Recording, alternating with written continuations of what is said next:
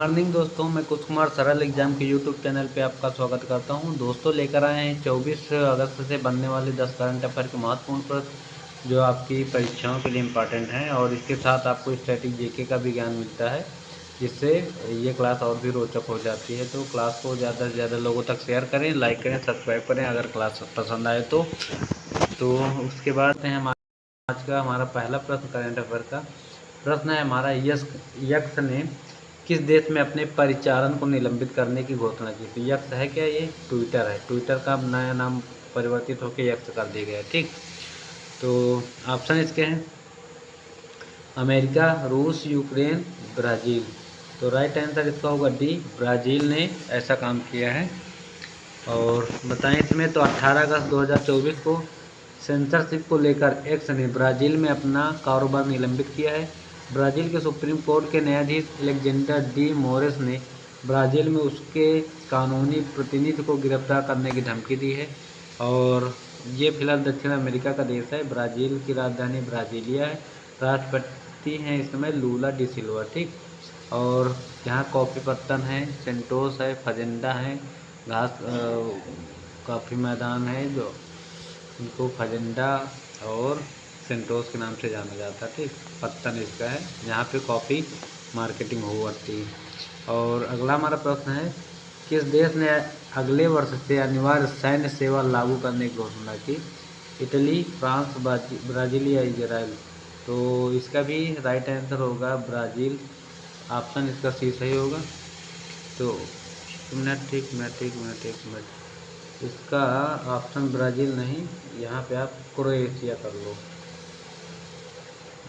Croatia है। ठीक, ये ब्राज़ील नहीं है। ठीक, तो क्रोएशिया है। अब इसके बारे में बता दें तो क्रोएशिया अगले साल 1 जनवरी से 2 महीने की अनिवार्य सैन्य सेवा फिर से शुरू करेगा। और देश के रक्षा मंत्री इवान अनुस्पिक ने गुरुवार 15 अगस्त 2024 को देर रात में घोषणा की। और यह कदम यूक्रेन के खिलाफ रूसी आक्रामकता के साथ साथ बाल्कन देश के विस्फोट हथियारों की दौड़ और सैन्य निर्माण के बाद यूरोप में बढ़े तनाव के बीच उठाया गया है, जो 1990 के दशक में खूनी युद्ध से गुजरा था। क्रोएशिया दक्षिण पूर्व यानी बाल्कन में पानोनियन प्लेन और भूमध्य सागर के बीच में बसा हुआ देश है। और राजधानी इसकी क्या है? तो आज ये प्रश्न आया था, क्रोएशिया की राजधानी क्या है? तो ये देखो, इसकी राजधानी जाग्रेब है। और पीएम इंद्रेज यहाँ के हैं इंद्रेज प्लेनकोविक। और राष्ट्रपति है जोरान मिलानोविक। और मुद्रा यहाँ की क्रोन है। तो ऐसे प्रश्न आपको करंट अफेयर जैसे हम पढ़ा रहे हैं उसके साथ स्टैटिक जीके जोड़ देते तो उसमें से भी राजधानी, प्रधानमंत्री ये सब पूछ लेता है। तो और उसकी मुद्रा पूछ लेते हैं। तो जैसे अब क्रोएशिया क्या है, आज देखो आ गए इसमें प्रश्न भी। तो क्रोएशिया की राजधानी क्या है? जाग्रेब है। ठीक, ऐसे प्रश्न आपके जो आगामी पेपर चल रहे हैं पुलिस वाले उसमें भी आने की उम्मीद रहती है। अगला हमारा प्रश्न है, विश्व बैंक ने कितने बिलियन अमेरिकी डॉलर का अमेजन वनीकरण लिंक आउटकम ब्रांड लॉन्च किया है। ऑप्शन इसके 230, 350, 400।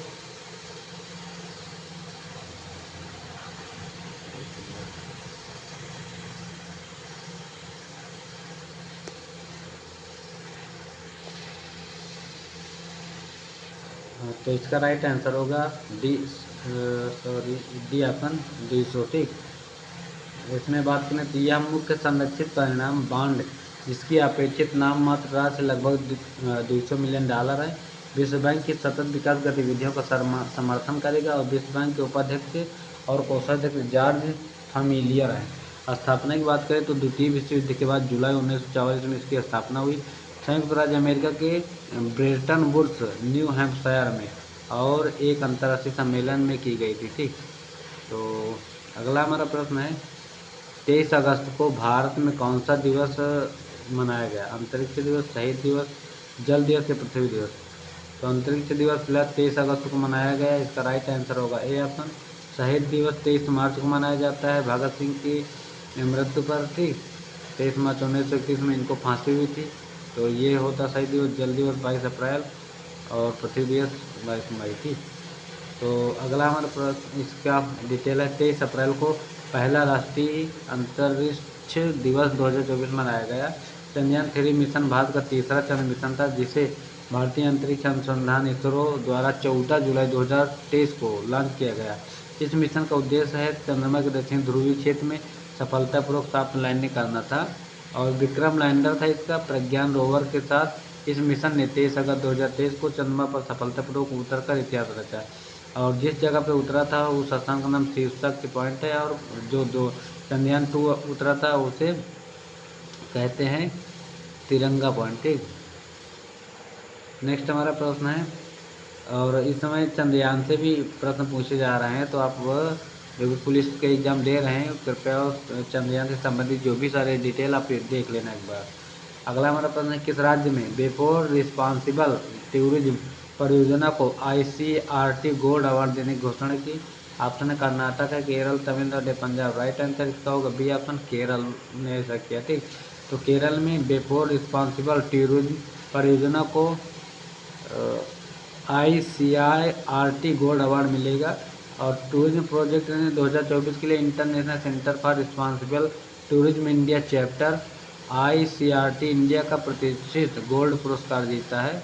और यह लगातार तीसरा वर्ष है जब केरल को विश्व स्तर पर प्रशंसित टिकाऊ और समावेशी जिम्मेदार पर्यटन पहल के लिए स्वर्ण पुरस्कार प्राप्त हो रहा है। तो लगातार तीसरी बार यह पुरस्कार पाया है। और यह पुरस्कार बताएं तो 30 अगस्त को से नई दिल्ली में आयोजित 2 दिवसीय IRCT इंडिया सम्मेलन में प्रदान किया जाएगा। ठीक है, राजधानी तिरुवनंतपुरम है। पीएम यहाँ के पिनराई विजयन, वर्तमान राज्यपाल आरिफ मोहम्मद खान है। ठीक, और नेक्स्ट हमारा प्रश्न है, CSIR के पूर्व महानिदेशक जिनका 68 वर्ष की आयु में निधन हो गया, इनका क्या नाम था? गिरीश साहनी, राजीव शुक्ला, रमेश कुमार या संदीप दीक्षित? राइट आंसर इसका होगा गिरीश साहनी, जो इनका 68 साल की उम्र में निधन हो गया। तो वैज्ञानिक और औद्योगिक अनुसंधान परिषद जिसे CSIR के पूर्व महानिदेशक गिरीश साहनी का 68 साल की उम्र में निधन हो गया और इसको दिल का दौरा हो गया था। ठीक, हार्ट अटैक आया था। अगला हमारा प्रश्न है, NPCI ने सुरक्षित भुगतान के लिए कौन सा ऐप लॉन्च किया? वाड़ी ऐप, सुगम ऐप, UPI सर्किल या तेज ऐप? तो इसका राइट आंसर है C, UPI सर्किल इसने लॉन्च किया है। और इसकी खास बात क्या है, तो NPCI ने सुरक्षित भुगतान के लिए UPI सर्किल लॉन्च किया है।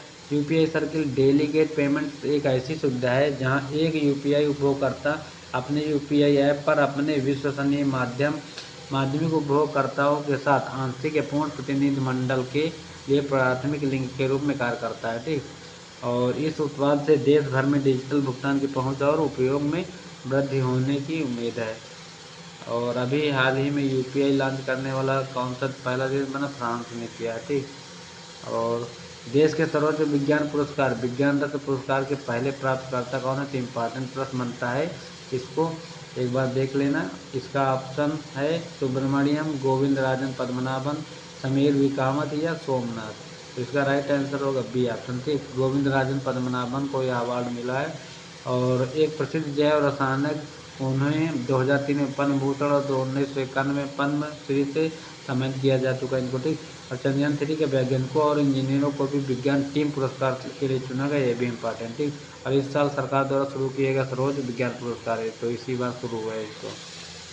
और नेक्स्ट हमारा प्रश्न है, जेवलिन थ्रोअर नीरज चोपड़ा ने 89.49 मीटर का थ्रो फेंककर लुज़ैन डायमंड लीग में कौन सा स्थान हासिल किया? पहला, दूसरा, तीसरा, चौथा? तो राइट आंसर इसका होगा बी ऑप्शन, दूसरा स्थान इन्होंने प्राप्त किया है।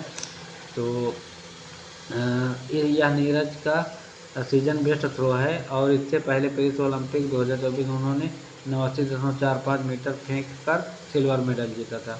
ग्रेनेडा के एंडरसन पीटर्स ने 90.61 मीटर थ्रो के साथ पहला स्थान हासिल किया। ठीक, और अभी इसमें नदीम जो था पाकिस्तान को, उसने गोल्ड मेडल जीता था, जिसने 90 या 91.75 मीटर फेंका था ये वाला। ठीक, और 7 अगस्त को भाला फेंक दिवस मनाया जाता है, ये भी याद रखना, जिस दिन टोक्यो ओलंपिक में नीरज चोपड़ा गोल्ड मेडल पाए थे। ठीक, और अब की बार टोक्यो की बात करें, पेरिस ओलंपिक में भारत ने कुल 6 मेडल जीते, जिसमें नीरज चोपड़ा एक ऐसे खिलाड़ी थे जिन्होंने सिल्वर मेडल प्राप्त किया और 5 कांस्य पदक थे। ठीक, तो कुल मिला के 6 मेडल पाए। पहले स्थान पे रहा चीन, वो अमेरिका, ठीक, 142 मेडलों के साथ। 142 नहीं, 146 मेडल थे, ठीक। आपदा के लिए एसबीआई जनरल इंश्योरेंस से समझौता करने वाला भारत का पहला राज्य कौन बना? मणिपुर, सिक्किम, उत्तराखंड या नागालैंड? सही जवाब इसका डी ऑप्शन नागालैंड होगा, ठीक। तो आपदा तैयारियों की दिशा में एक महत्वपूर्ण कदम उठाते हुए राज्य सरकार और एसबीआई जनरल इंश्योरेंस ने आपदा जोखिम हस्तांतरण पैरामीट्रिक बीमा समाधान DRTPS के लिए एक समझौता ज्ञापन एमओयू पर हस्ताक्षर किए। इससे नागालैंड देश का पहला राज्य बन गया और जिसने इस आपदा प्रबंधन बीमा को लागू किया है। और राजधानी क्या है? तो नागालैंड की राजधानी कोहिमा है। सीएम नेपिडियो और राज्यपाल ला गणेशन है। तो ये थे आज के हमारे 10 करंट अफेयर के महत्वपूर्ण प्रश्न जो आपके एग्जाम के थ्रू इम्पॉर्टेंट थे, और साथ में आपको स्टैटिक जीके का भी ज्ञान मिलता है। तो दोस्तों सभी से निवेदन है कि क्लास को ज़्यादा से ज़्यादा लोगों तक शेयर किया करें, जिससे मेरी क्लास अधिक से अधिक लोगों तक पहुंच सके और उसको इनका लाभ मिल सके, ठीक। तो thanks for watching this video, thank you. और उत्तर प्रदेश पुलिस भर्ती से जो भी स्टूडेंट जुड़े हुए हैं कृपया वो जीएस जो भी इससे हम बताते हैं उसको ध्यान देकर देखिए करो, ठीक। Thank you, bye.